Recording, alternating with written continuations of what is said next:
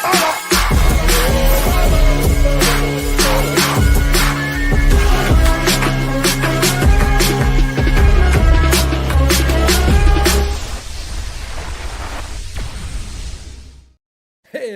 willkommen zurück auf Schalke America. It's a Victory Monday on a Tuesday once again.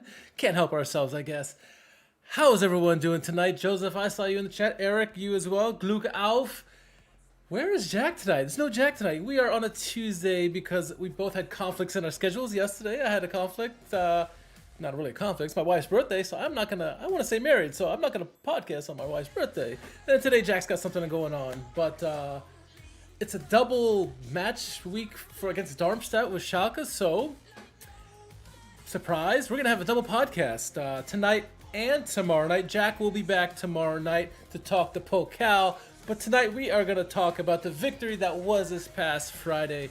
Lots to talk about tonight. Didn't want to have an hour plus long podcast tomorrow, so we just split it up. We're gonna have two shorter ones tonight, but yeah, we're gonna talk about the rundown here. See the chat here. Med Hunter in the house. Glück auf. Good to have you here. So the rundown for tonight, we are gonna talk about the match. Obviously, go through some of the big situations in the game, big points in the game. We have 4 talking points from the game that we want to get into.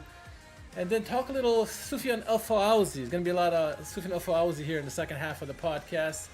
And then look ahead at the next stream, which is the DFB Pokal match against Darmstadt. Now, we'll not be live streaming during the game, but we will do podcasts after the game, same time tomorrow. So look for that, and Jack will be back then as well. So let's get into this here. Share my screen here.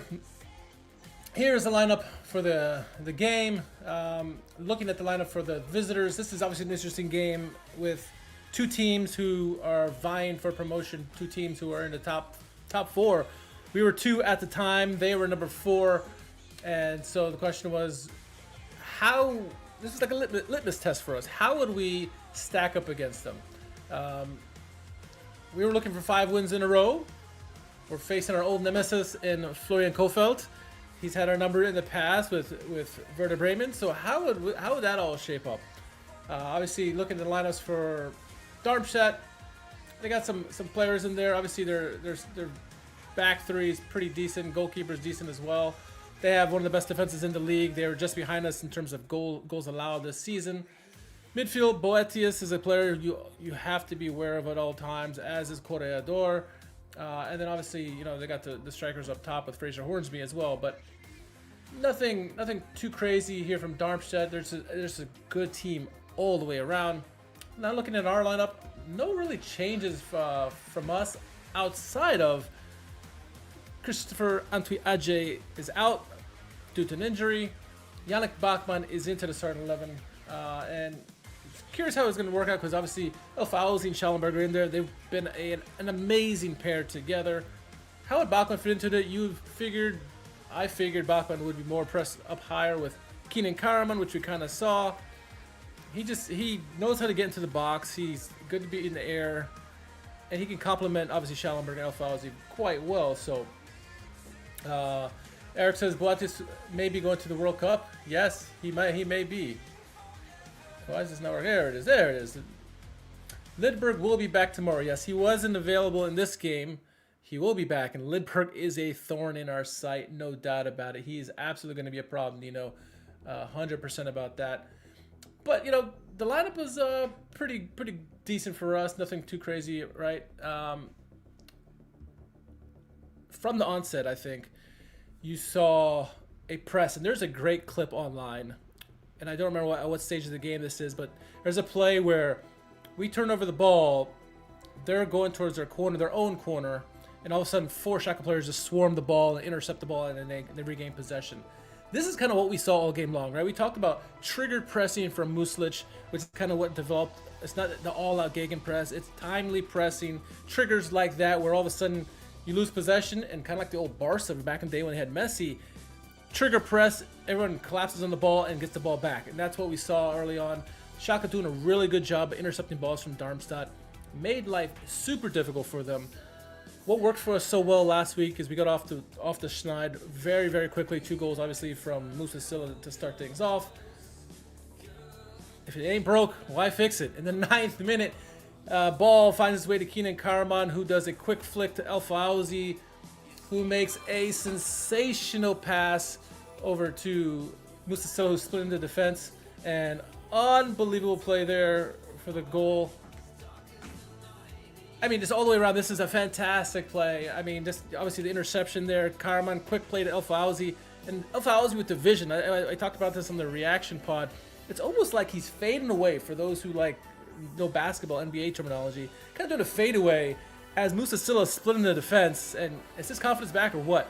But what a sensational pass by El Fauzi to split the defense. Gets Silla in stride, and then Silla looks like a confident striker. Put it away emphatically. 1-0, 9 minutes into the game. Exact formula that we had last week, and I think even Eric said it in the Discord. Now he's got to defend for 90 or 80 minutes. Little did we know it was going to be 90 minutes we'd have to defend for, but a clinical way to start the game. And my worry, based on those comments from Eric and how we kind of saw last week, is that we were just going to park the bus. We didn't do it last week, but park the bus and allow Darmstadt to the game. I don't think we really did that, honestly. I think the pressing did continue.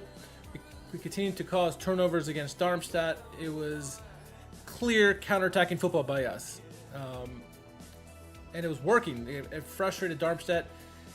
Darmstadt, at times, would get into our zone.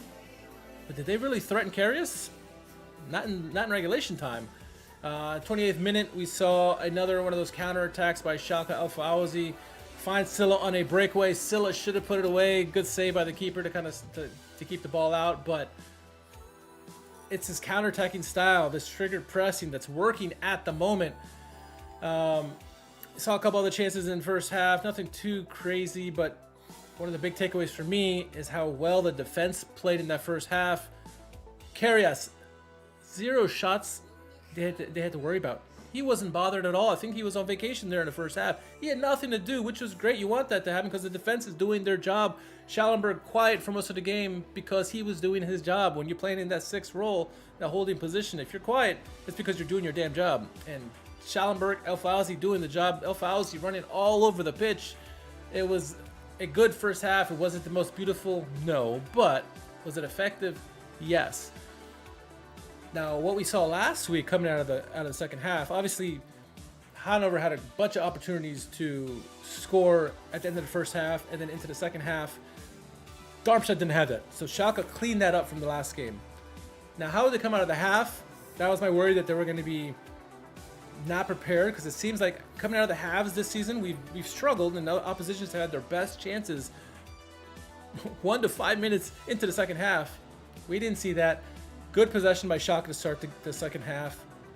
Showed very good intent in terms of, we're not going to let Darmstadt dictate the game how they want. Darmstadt is a very good possession team.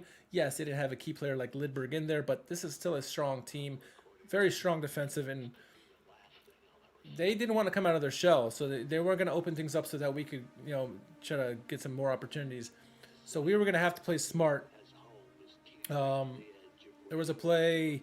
what was it, 57th minute, when Vitaly Becker made a great run, take on 2 players, looking for Bachmann into the box. Bachmann makes a dive, and it just goes wide. But we took opportunities. We played counterattacking football, and when we had the opportunities, we went for it. So it's good to see that there.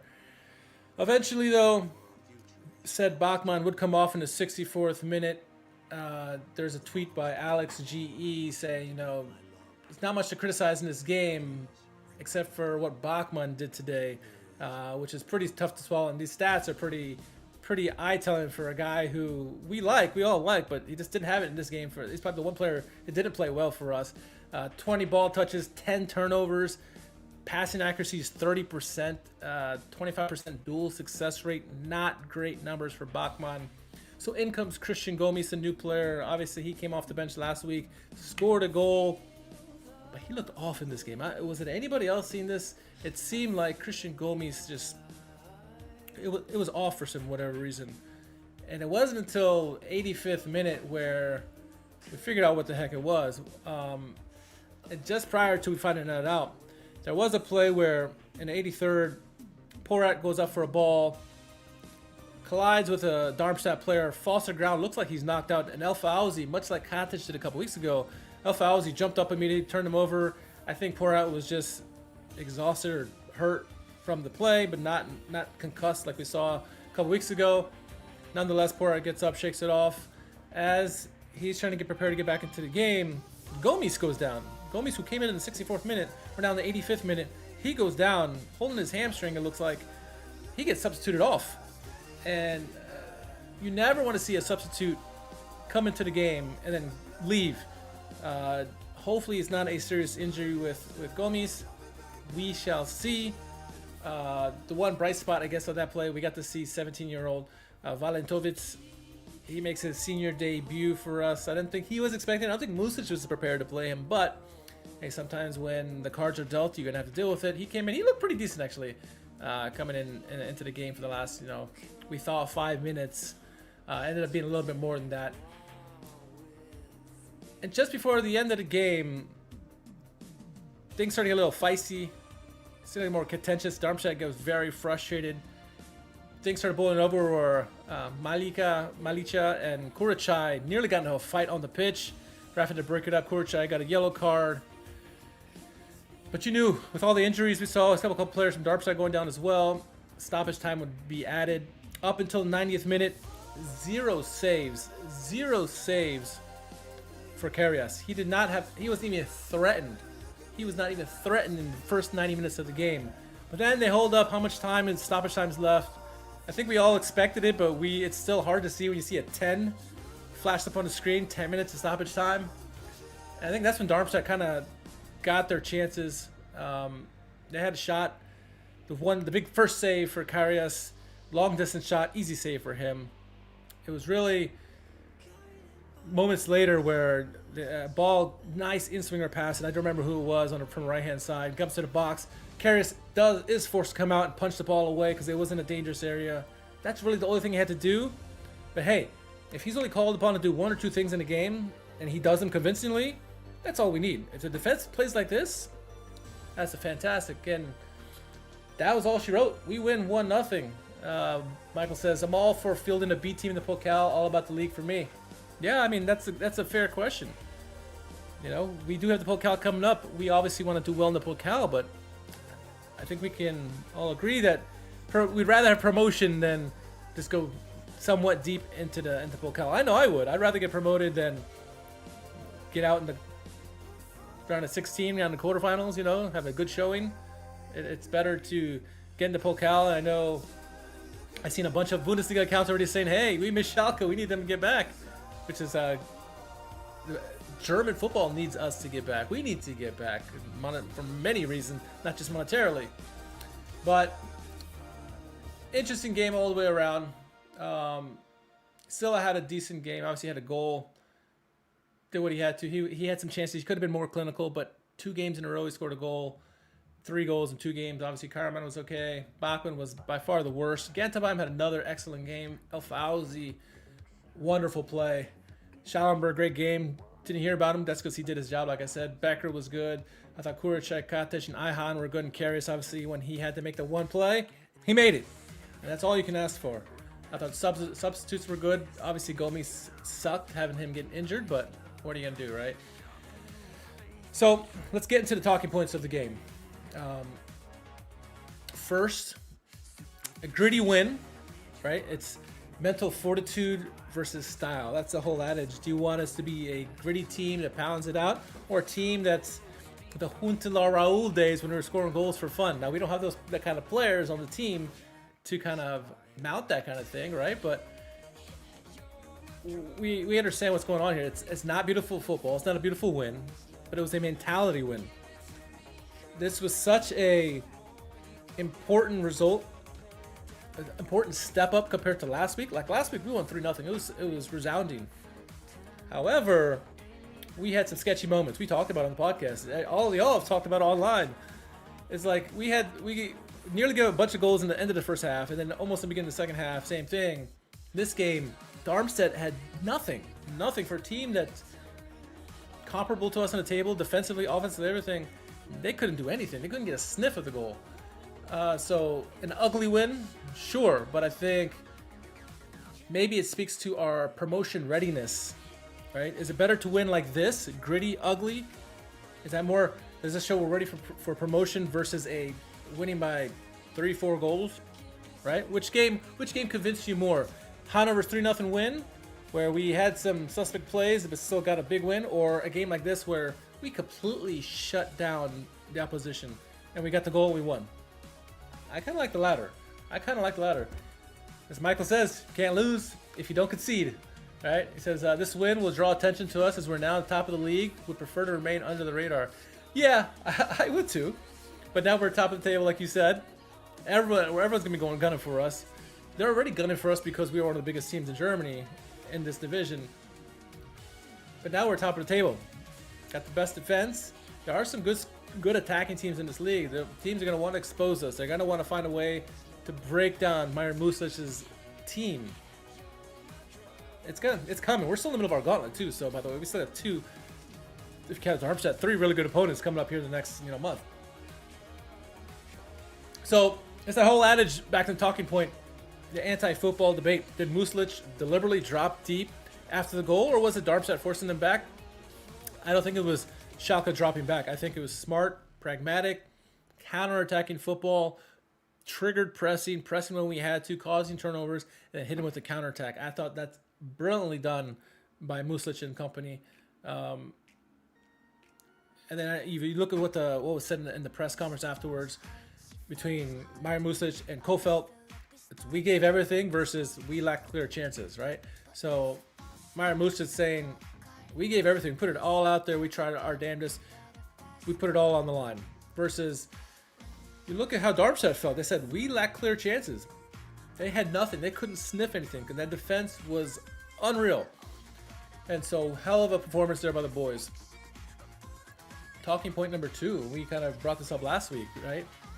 Myron Muslic, his redemption arc, it continues. Second game in a row where he scored a goal.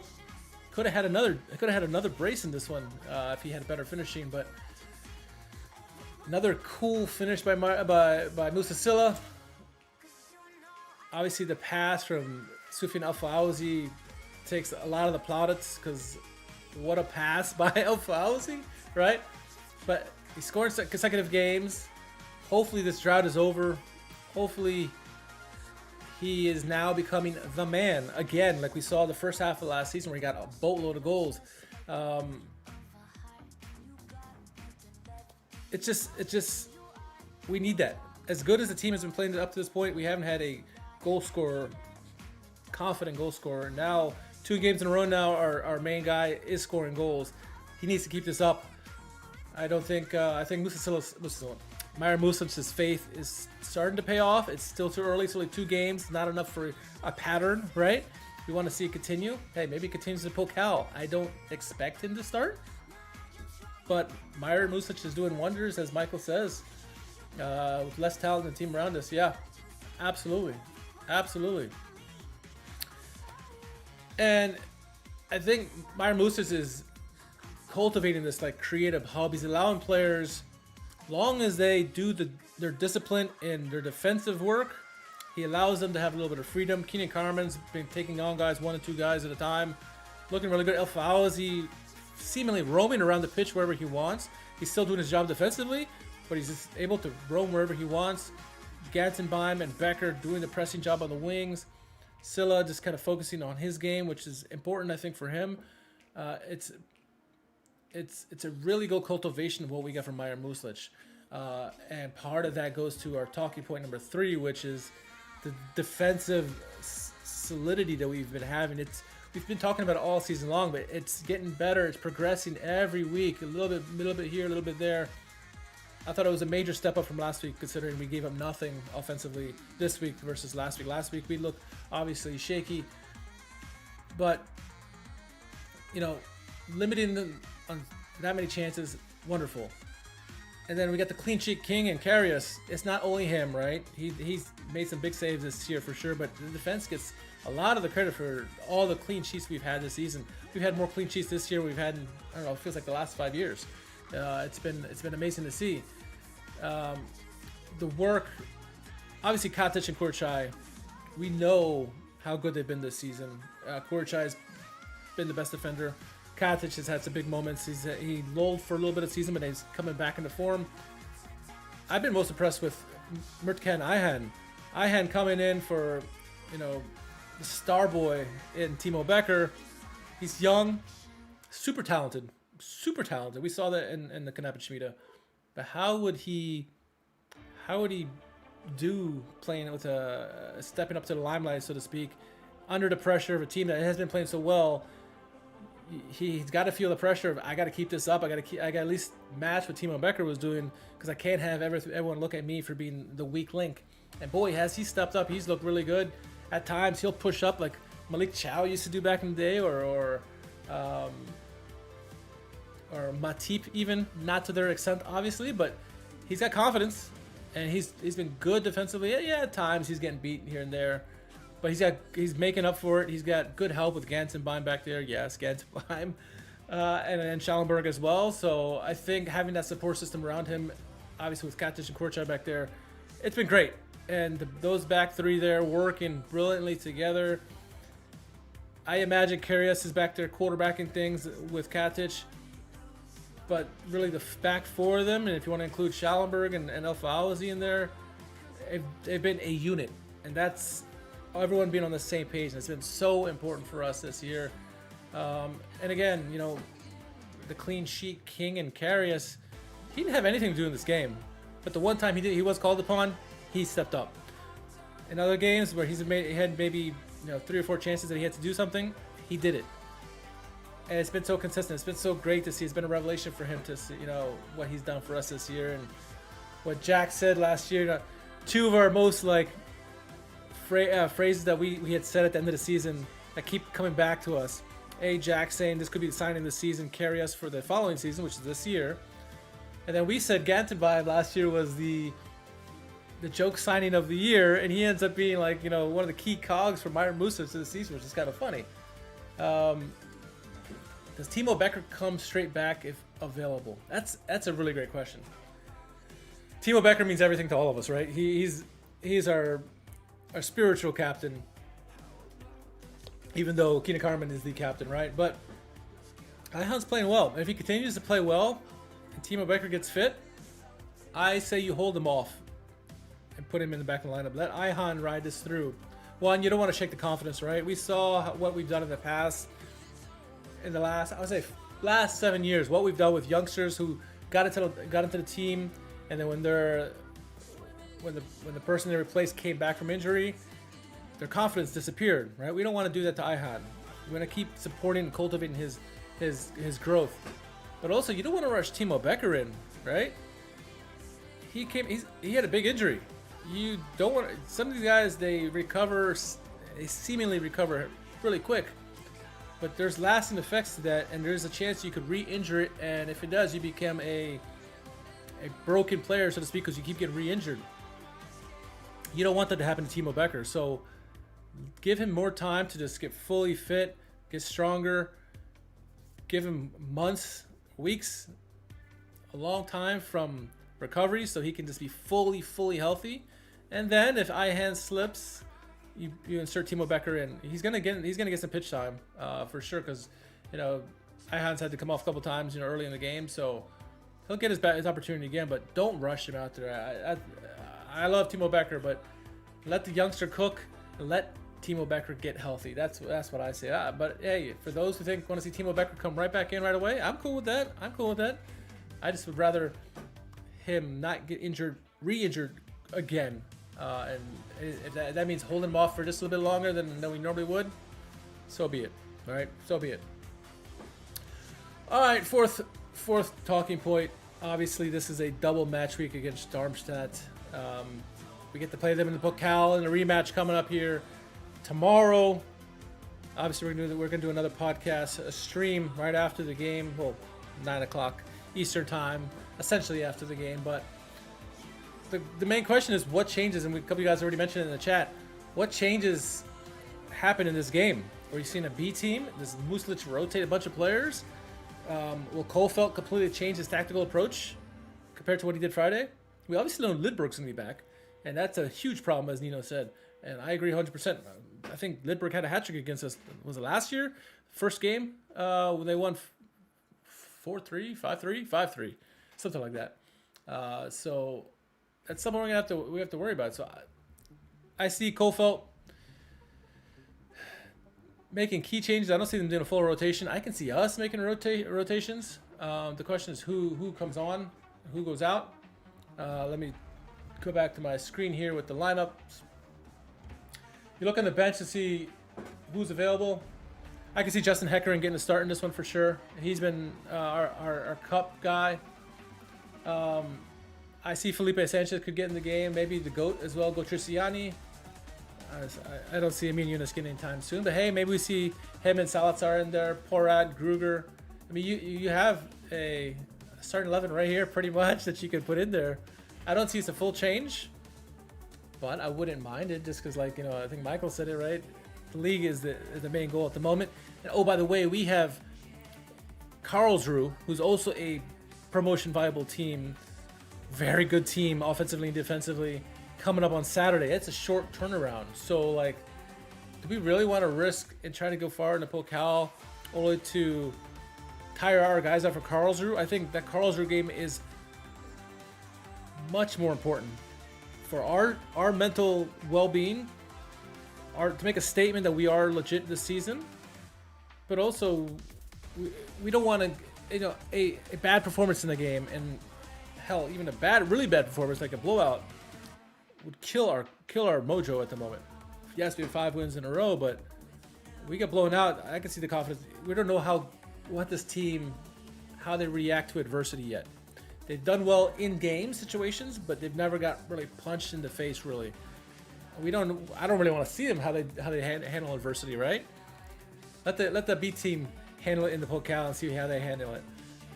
But that's my big worry with the quick turnaround. If we didn't have a game this weekend, I say hell, let's go for our main team. But I kind of want to see a rotation, at least of half of the players, not all the players, or maybe some of the key players. Right? Give, you know, Schallenberg, Alfauzi some rest. Obviously, bring in Heckeren. He needs to get some opportunity there. He's still a decent goalkeeper. Karma needs some rest.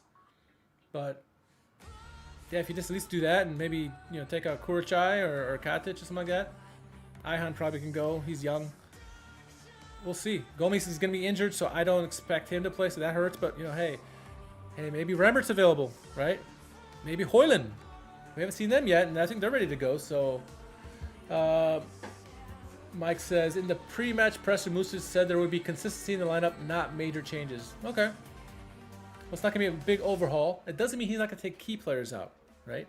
I think those key players I just mentioned, if he just moves a couple pieces, really, really important pieces, gets them out, brings in some viable substitutes. We have decent depth for once. I think we'll be okay. We'll see what Muslic does with that. But, you know, obviously looking at Darmstadt's side, obviously Lidberg's coming back. He was obviously injured last week, or ill. He was sick. Will he make that big of a difference? He is a difference maker. He for sure is.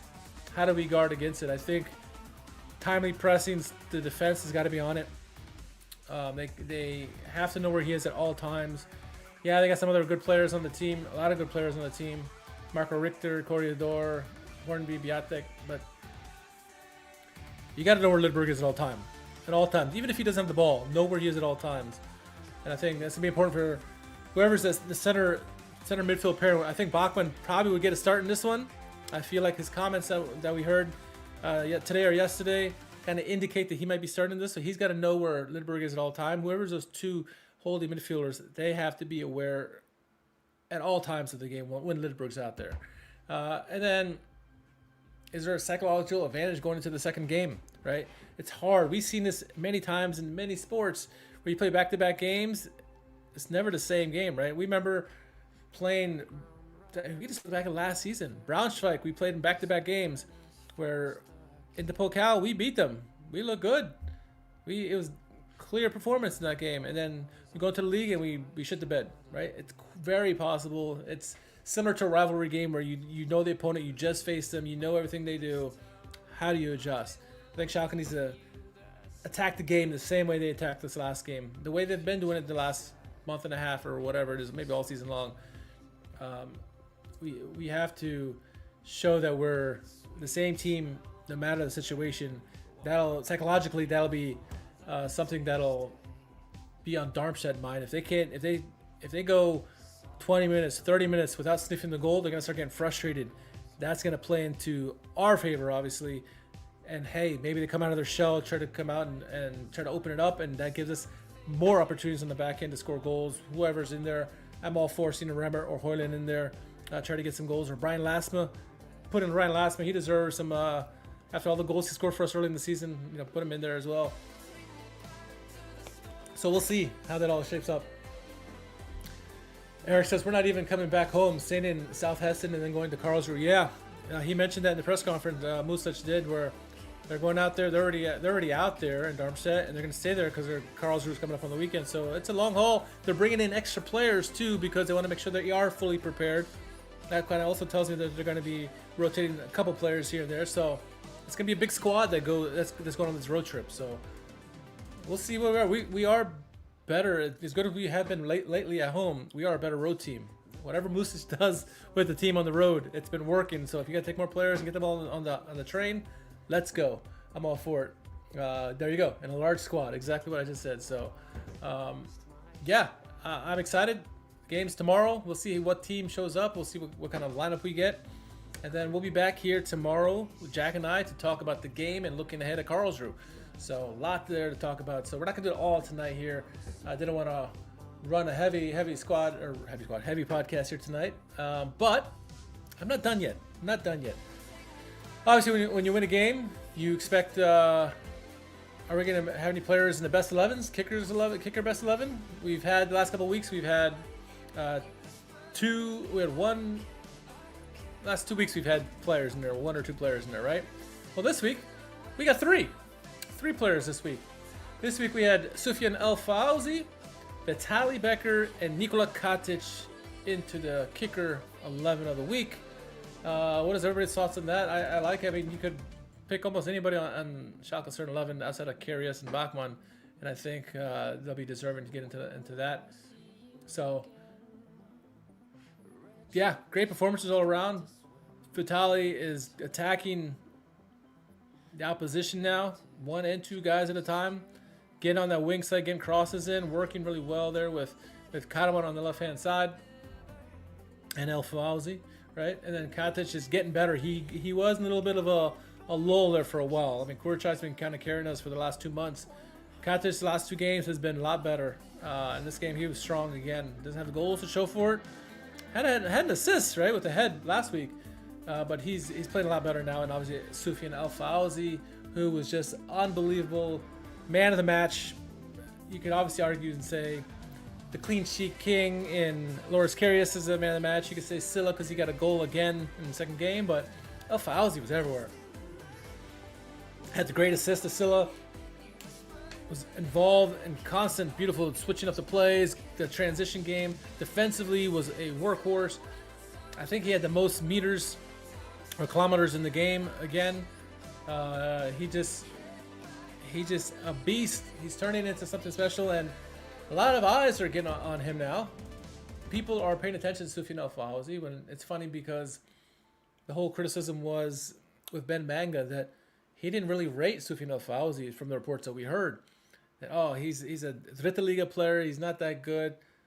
Baumann saw something in him, right? Muri, Yuri Mulder, I haven't come out his name. Yuri Mulder saw something in him, and now you see what we said. He's a high energy guy. This is the Schalke type player it fits our DNA, and as such, he's gaining interest from other teams, right? Pleti goal. Says Sufyan El Fauzi, currently one of the standout midfielders in this fight. The Liga has impressed many teams. At the moment, there are indeed many inquiries from clubs. So this is the agent of Sufyan El Fauzi talking here. Says, at the moment, there are indeed many inquiries from clubs interested in Sufyan. We can definitely say, what can definitely be said is that Sufyan wouldn't do anything that wouldn't feel right for a Schalke player. He feels completely at home at Schalke, and he's only just arrived. That's Tim Jarrett, his agent, speaking to Sky. And it's important what he said there, because the big rumor today was, our smaller cousins at Dortmund are trying to make a offer for him for next season, possibly 7 to 8 million euros. Would he be enticed to go to Dortmund playing in the Bundesliga? And they're like, Dortmund wasn't the only team mentioned. There's many other teams mentioned, but they came out right away and said, we're not going to Dortmund. He's not going to mess up something as a Schalke player. He feels like he's a Schalke player who'd never do anything to disrespect Schalke. He ain't going to Dortmund. I love hearing that. Obviously they're going to say no to things, but the fact that they came out and they said no to Dortmund emphatically right away, love it. That's going to endear himself to fans even further than they already am, because everyone was already loving this guy. Everything he's done for us this season, and the fact that his agent comes out and says that, piece de resistance, I think. So love hearing that. Obviously for Soufiane El Fawzi, he's been amazing.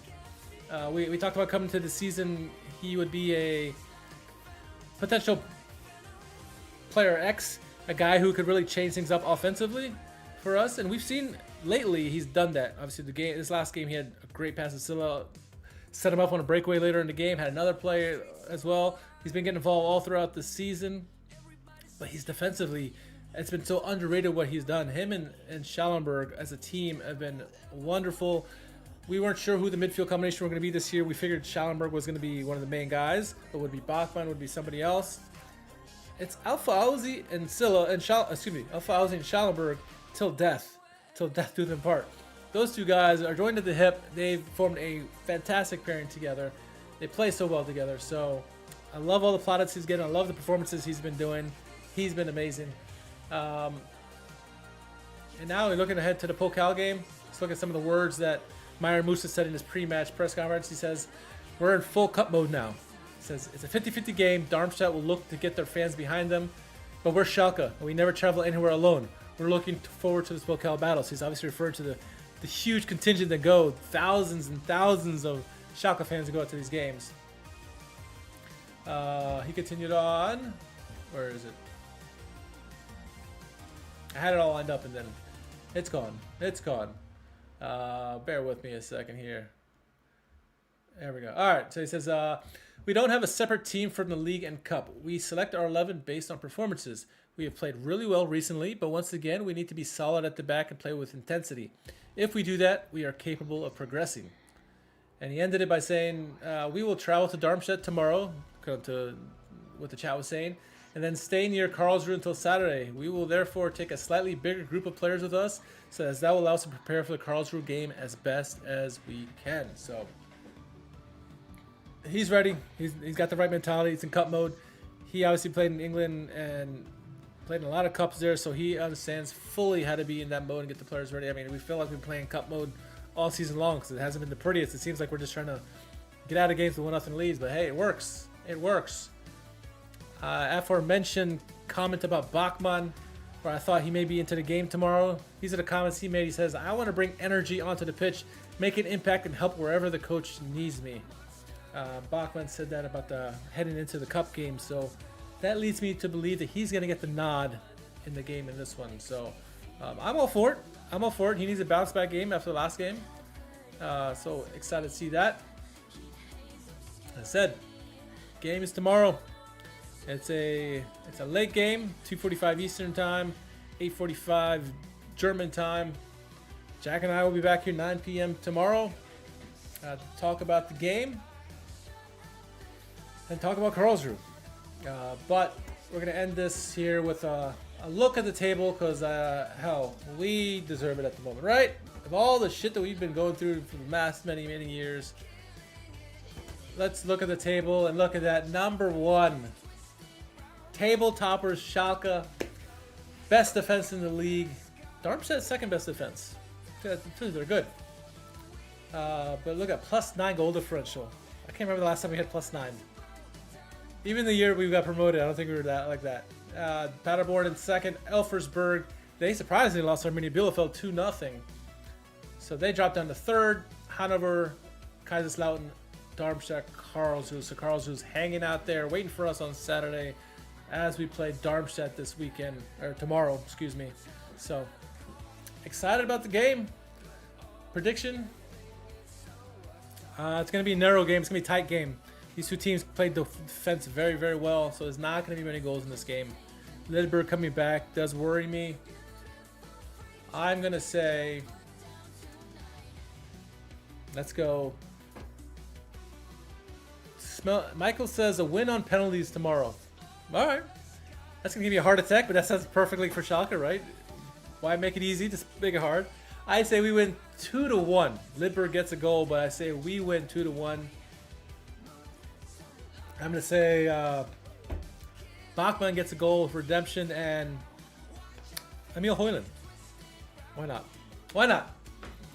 Why not? We need 2 goals there. So that's what I predict a win. Hopefully we do. And hopefully we don't tire ourselves because we have a very quick turnaround against Karlsruhe on Saturday. So that'll be it for tonight. I think that's it. You can find Jack at JMMANGAN on Twitter. I think that's right. Don't quote me on that. You can follow me at R_KHARMAN. More importantly, follow Schalke America all across social media. If you haven't done so yet, make sure you subscribe everywhere we are, especially YouTube, Twitch, Kick, Facebook, all that jazz. And yeah, remember, tomorrow we're back. We're back streaming tomorrow night after the Pokal to talk about that game. Hopefully it's is there a victory Wednesday? Did we do that? I think we have done that in the past. So stay tuned for that. All right, for wherever Jack is in Chicagoland, a little bit of Eastern from him. We will catch you guys tomorrow. Enjoy the victory Monday on a Tuesday. We'll catch you here tomorrow. Glück auf.